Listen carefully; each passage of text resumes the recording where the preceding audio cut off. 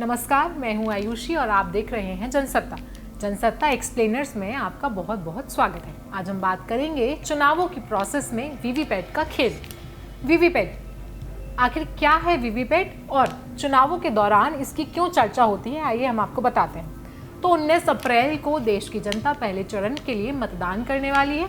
जैसा कि हम सभी जानते हैं, मतदान ईवीएम यानी कि इलेक्ट्रॉनिक वोटिंग मशीन के जरिए होंगे। चुनावों के दौरान आपने ज़रूर सुना होगा कि ईवीएम के साथ धांधली हुई है या फिर ईवीएम की चोरी की खबरें भी आपने ज़रूर सुन रखी होंगी। लेकिन चुनाव में एक दूसरा मुद्दा है वीवीपैट मशीन। वीवीपैट मशीन क्या है, इस वीडियो में हम आपको विस्तार से बताएंगे। बता दें कि 2023 में एडीआर यानी कि एसोसिएशन फॉर डेमोक्रेटिक रिफॉर्म्स ने शीर्ष अदालत यानी कि सुप्रीम कोर्ट में एक याचिका दायर की थी, जिसमें कहा गया था कि देश के चुनावों को निष्पक्ष यानी कि फ्री एंड फेयर इलेक्शंस को बनाने के लिए वीवीपैट से निकली हुई पर्चियों को क्रॉस वेरीफाई किया जाए। साथ ही एडीआर ने वीवीपैट पर क्यूआर कोड लगाने का भी सुझाव दिया था। बता दें कि वीवीपैट वो मशीन है जो ये सुनिश्चित करती है कि किसी मतदाता ने अपना मत सही से डाला है या नहीं। इसको हम बहुत ही सिंपल तरीके से आपको समझाते हैं। ईवीएम तो आप सभी ने देखी होगी। ईवीएम के बाजू में लगी होती है एक वीवीपैट यानी कि प्रिंटिंग मशीन, जिसमें से एक छोटी सी पर्ची प्रिंट होकर निकलती है। जब कोई भी मतदाता ईवीएम पर किसी भी पार्टी का चुनाव चिन्ह या फिर मनपसंद के उम्मीदवार का बटन दबाता है, तो उसके बाद वीवीपैट से एक छोटी सी पर्ची कुछ सेकंड्स के लिए बाहर आती है। उस पर्ची में मतदाता का नाम, क्रमांक और पार्टी का नाम होता है, जिससे मतदाता ये सुनिश्चित करता है कि उसने जिसे ईवीएम पर वोट दिया है उसका वोट सही गया है या नहीं। और फिर कुछ 5-7 सेकंड के बाद ये पर्ची अपने आप नष्ट होकर नीचे रखे बॉक्स में गिर जाती है। बता दें कि कोई भी मतदाता इस पर्ची को अपने साथ नहीं ले जा सकता है, क्योंकि इस पर्ची का बाद में 5 पोलिंग बूथ्स यानी कि 5 मतदान केंद्रों पर क्रॉस वेरिफिकेशन होता है। मतदाता और विपक्षी पार्टियां वीवीपैट पर इतना भरोसा इसलिए करती हैं क्योंकि ये भौतिक रूप से यानी कि मटीरियलिस्टिक तौर पर अपने मत को वेरीफाई करती हैं। ये वीवीपैट मशीन बताती हैं कि ईवीएम में जो वोट पड़ा है वो सही है या नहीं।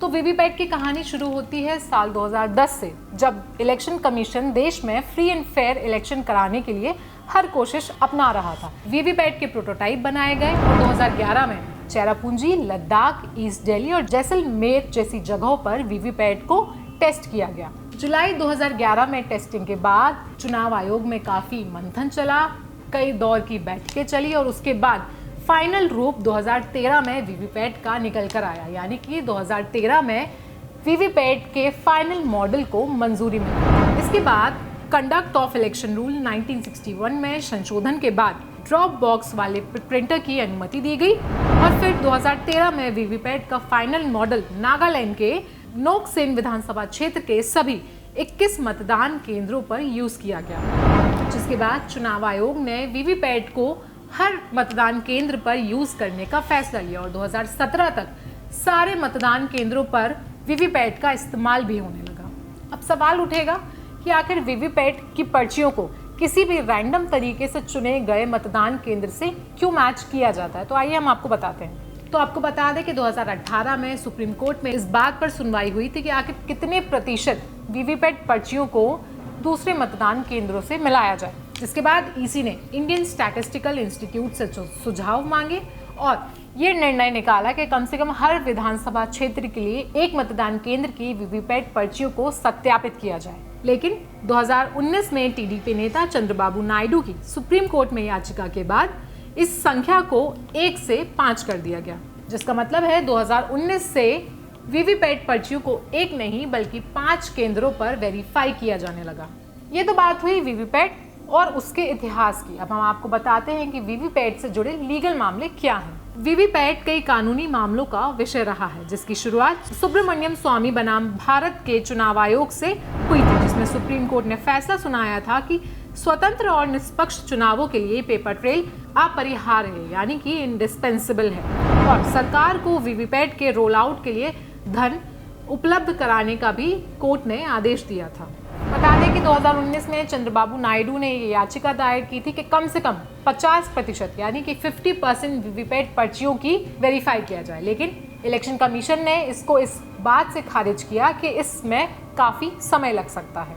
जिसके बाद कोर्ट ने 5 केंद्रों पर वीवीपैट मशीनों के सत्यापन वाली प्रक्रिया को जारी रखा था। अब सवाल यहाँ ये उठता है कि चुनाव आयोग 50% वीवीपैट पर्चियों का सत्यापन क्यों नहीं करवाना चाहता है। इसके लिए चुनाव आयोग कहता है कि एक केंद्र की वीवीपैट पर्चियों को गिनने के लिए कम से कम 1 घंटा लगता है और ऐसे में हम 5 केंद्र की पर्चियों को गिनते हैं तो इससे इस प्रोसेस का समय हो जाता है 5 घंटे। और अगर हम 50% पर्चियों की गिनती करते हैं तो इससे समय की अवधि और बढ़ जाएगी, हमें मैन पावर की जरूरत होगी। और एक और बड़ी समस्या है बढ़ती हुई विधानसभा क्षेत्र और लोकसभा क्षेत्र। बता दें कि विपक्षी दल मतदान को अधिक पारदर्शी बनाने के लिए मतदान केंद्रों पर सत्यापन की मांग हमेशा करते रहते हैं। विपक्ष का पक्ष है कि चुनाव के परिणाम चुनाव की पवित्रता से ज़्यादा इम्पोर्टेंट नहीं है, यानी कि चुनाव के परिणाम में भले ही देरी हो लेकिन ये सुनिश्चित किया जाए कि इलेक्शंस जो है वो फ्री एंड फेयर हैं। बता दें कि पार्टियों ने वीवीपैट पर्चियों के 50% से लेकर 100% तक सत्यापन की मांग कर रखी है। दिसंबर में इंडिया अलायंस, जिसमें कांग्रेस, टीएमसी, मार्क्सवादी पार्टी, डीएमके, समाजवादी पार्टी और ऐसी और भी अन्य पार्टियां शामिल हैं, इन सभी ने वीवीपैट पर्चियों के 100% सत्यापन के लिए एक प्रस्ताव भी पारित किया था। इंडिया अलायंस ने अपनी चिंताओं पर चर्चा करने के लिए मुख्य चुनाव आयुक्त राजीव कुमार से मिलने की भी मांग की थी। हालांकि चुनाव आयोग इस मांग पर अभी कोई फैसला करने के लिए तैयार नहीं है। चुनाव आयोग के सूत्रों की माने तो वीवीपैट और ईवीएम जैसे मुद्दों पर चुनाव आयोग में कई बार सवाल उठे हैं, कई केस उठे हैं और इनको हर बार जितने भी मुकदमे उठे हैं उन्हें हर बार उसी टाइम पर सॉल्व भी किया गया है। तो आप क्या राय रखते हैं ईवीएम और वीवीपैट के बारे में, हमें ज़रूर बताएं। साथ ही हमें बताएं आपको कैसा लगा ये वीडियो। मैं थी आयुषी और आप देख रहे थे जनसत्ता।